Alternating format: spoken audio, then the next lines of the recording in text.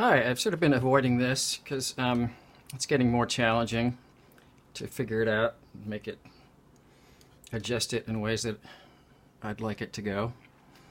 So here's what I am. My goal for initially for this video is I'm going to look at this violet row. And I'm going to think about the fact that this would lead into that. And I'm thinking there's a couple things that need adjusting and fixing. I did some lifting and it's a little splotchy here. I'm curious if I can fix that. The values still could use adjusting. This one seems maybe a little bit too big of a jump from there to there, and that's a bigger one from there to there. And overall, what I'm thinking is that I could adjust it slightly into the red direction. So that's a lot of things, but I'm going to try it anyways. We'll see how it goes. And let me make sure I have a nice, relatively clean place to mix some quinacridone. I'm really mostly going to just be using quinacridone pink and thinking about how to, like I said, do all those things. Adjust the hue a little bit in the direction of more of a reddish violet, but not red violet. Adjust the values a little bit and see if I can just even out the whole thing. So that being said, the first thing I'm going to try to do is leave this one the value that it is, so not make it darker, but start redirecting things in more of a red direction. So I'm going to come here and do a really watery glaze of just quinacridone pink.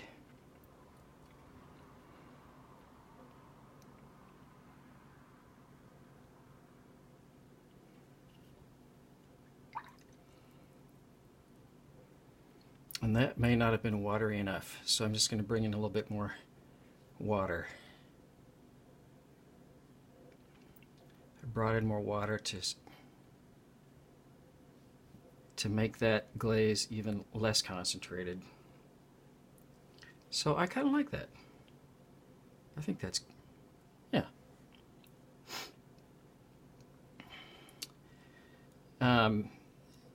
Because it was just a little bit too close to this one too. But I think, yeah, okay. It's brilliant, is what I'm trying to say. That was brilliant of me. Okay, now I am going to try to adjust the overall value here and the hue. So to adjust the overall value, it needs a little bit less pigment overall. So I wet the whole shape first, and then I'm just trying to really gently lift enough out that it looks ever so slightly lighter in value.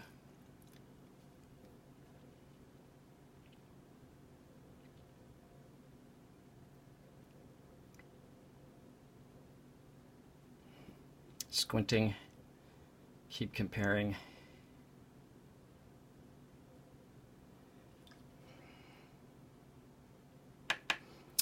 And then I'm gonna get a mix of the Quin pink that is hopefully not any darker than what I wanted to do. I squeezed it from the brush to the shape.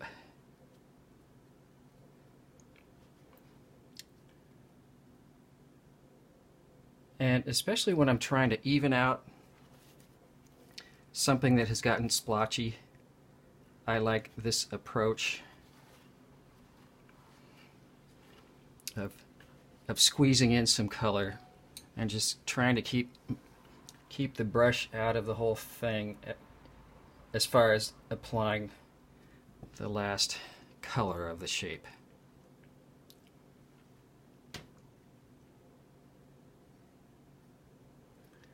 That seems nice.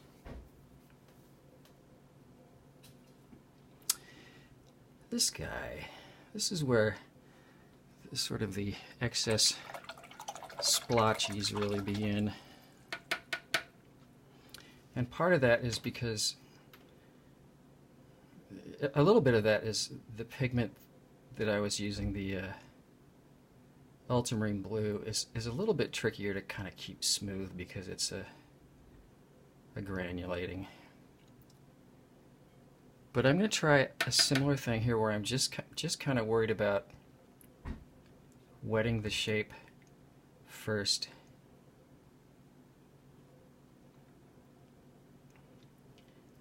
And trying to see if I can gently coax a little bit of color all around. I'm not pressing down very hard, but I am trying to press hard enough to where it's waking up some of the paint that's already there. And this is a tricky thing. If you do it well, it can look like you haven't overworked it and tried really hard. It often can make it look like you tried way too hard and didn't quite get there.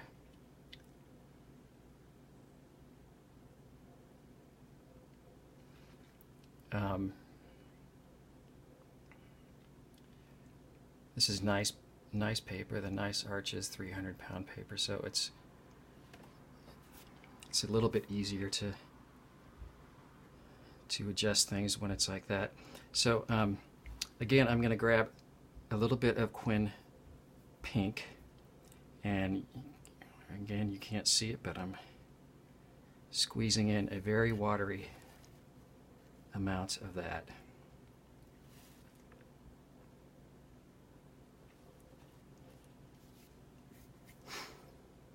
It also can have the effect, if you do it well, of just making things look cool in a more complex sort of way. So there's more complex variety things going on in there. And hopefully more so than just inconsistent. That's a good way of putting it.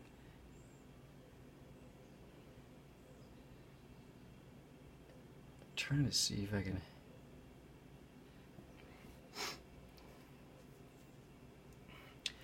I kind of want to let these dry. And I may sort of I might need to just sort of think a little bit more on what I'm going to do with that one and that one, if anything. I do want to get them a little bit more red, but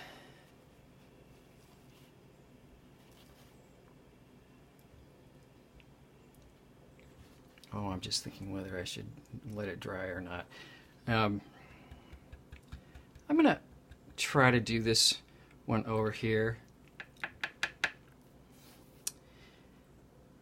Had a fun snafu of this color bleeding into this one, which looks cool, but it's not what I was after for this study.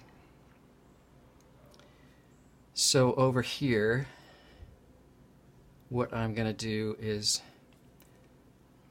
I don't want the oranges in there, but I'm just going to mix up some of the Hansa Yellow Medium and some Quin Burnt Orange. And I squeezed out some fresh Quin Burnt Orange, if that's on camera.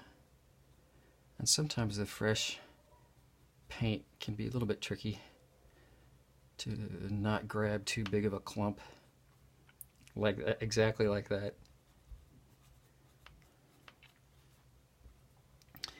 I'm going to squeeze out what's in there, clean out the brush, even though I'm sure I lost a little bit of color, just to come over and grab the yellow. And that way I didn't just get my yellow completely burnt oranged. I know that's not going to be quite dark enough, but I'm gonna come in here and do sort of a watery glaze of this.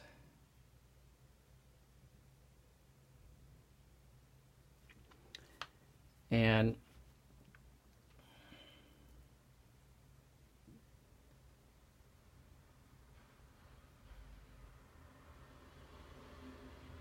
glazing, creating glazes like this, sort of like over here, can help just sort of cover up splotchy inconsistencies, especially if you squeeze in some color, leave the brush out of it, and distribute the color and pigment as evenly as possible. I'm going to grab a touch more of the Quin Burnt Orange. Maybe one or two touches more. Yeah, something like that. And I'm going to squeeze this into this shape here, and hopefully that will darken it sort of the amount that I'm wanting.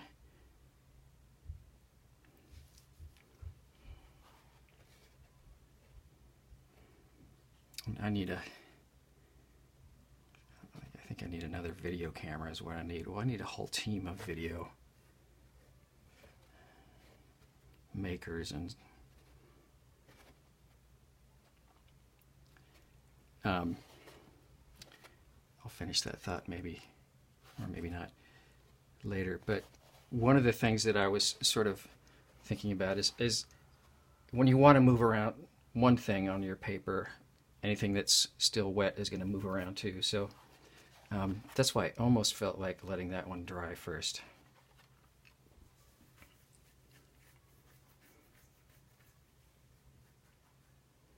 I'm leaning back and squinting a little bit, and I think that's going to work okay. Yeah. Oh, this one I think would be a relatively not too tricky one for my blue-green. I want this one to get darker and a little closer to black, so a little more desaturated. So what I'm going to do is I'm going to start with a little bit of just my the mix for the main family color, which is phthalo blue and phthalo green.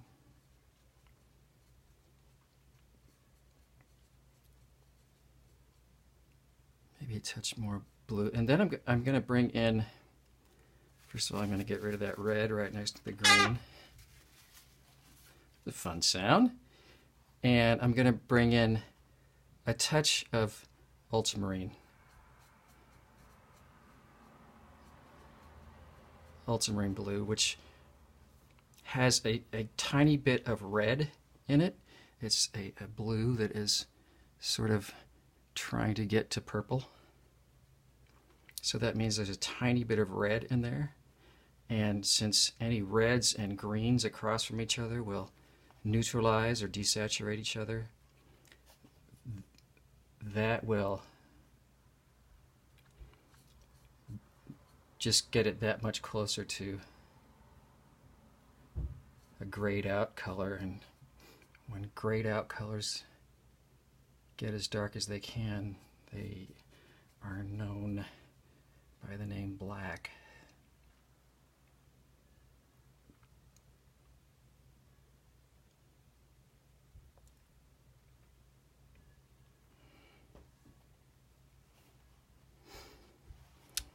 Could probably argue that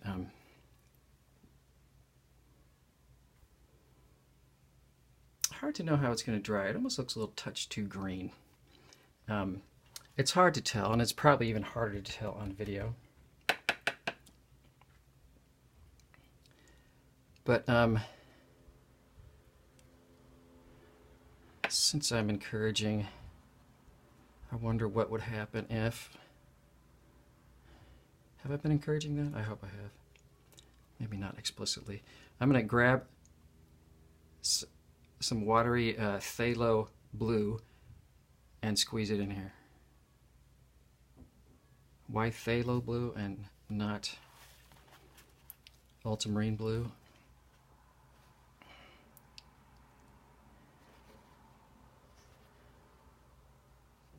I think it was losing a little bit too much of its family color, its identity, its original blue-green identity.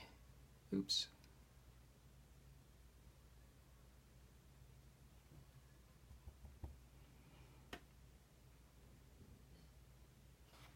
Guess I've been doing all that. Everything else is shifting around. Good place to stop.